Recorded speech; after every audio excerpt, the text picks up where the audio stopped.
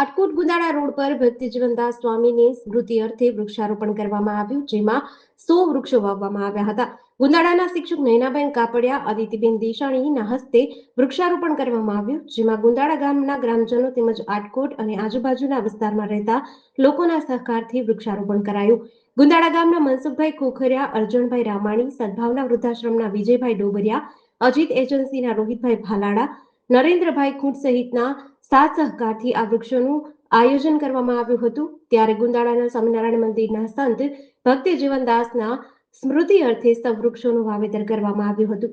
સ્વામી શ્રી ભક્તિ જીવનદાસજીના સ્મૃતિ અર્થે ટ્રસ્ટ દ્વારનું નિર્માણ થયેલું છે અને સાથે સાથે 101 વૃક્ષો વાવી અને ગ્રામજનો, ગુંદાળા ગ્રામજનો તથા આસપાસના અહીંયાના લોકો, આટકોટના આસપાસના સર્વ જ્ઞાતિ સમાજના લોકોએ આ વૃક્ષારોપણમાં સાથ સહકાર આપ્યો છે.